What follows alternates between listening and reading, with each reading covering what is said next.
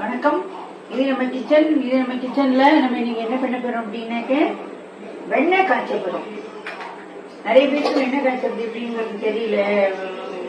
பெரியவாளுக்கு வயசானவாளை பத்தி பிரச்சனை இல்லை, சின்ன வயசுல இருக்கிறவங்களுக்கு தெரியல. நம்ம இதை இது எப்படிங்கிறத காய்ச்ச போறோம்.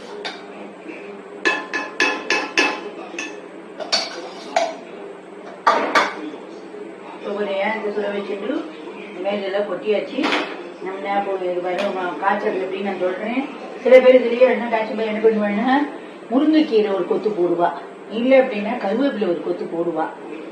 போட்டு வெண்ணெயை நல்லா காய்ச்சுவா. நல்லா இது கொதிச்சு இந்த வெண்ணெயிலேருந்து நெய்யை பிரிஞ்சு தனியா வரும்.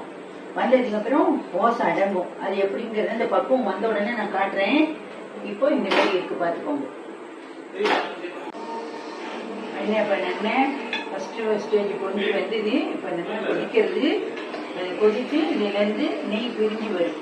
அதுக்கு காய்ச்சணும். ஒரு கிட்டம் ஒரு ஏனம் வச்சுட்டேன்னா இந்த பாத்திரத்துலேயும் ஒரு அரைக்கு கீழே வெண்ணெய் இருக்கிற மாதிரி வச்சு காய்ச்சிங்கோ.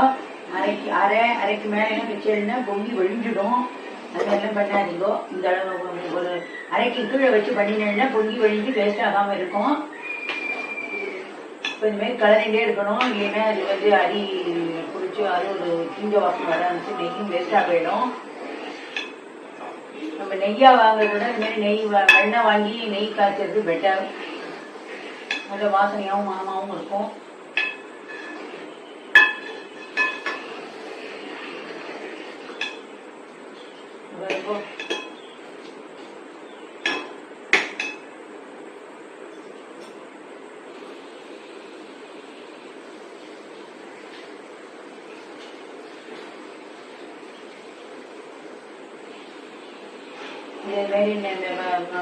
இந்த ஏனத்தை நெய் காய்ச்சின ஏனத்தை ஆறினதுக்கு அப்புறம் ஒரு ஏனத்துக்கு டிரான்ஸ்ஃபர் பண்ணிட்டு ஆறின அப்புறம் டிரான்ஸ்ஃபர் பண்ணுங்க. அதுக்கப்புறம் அப்படியே அந்த ஏனத்தை வச்சுடுங்கோ. நல்லா ஆறிட்டும்.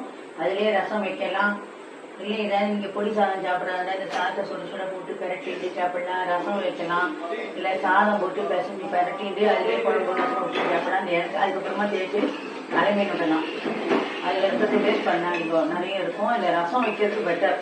ரசம் வச்சா நெய் வாசனையோட கமன்னு இருக்கும்.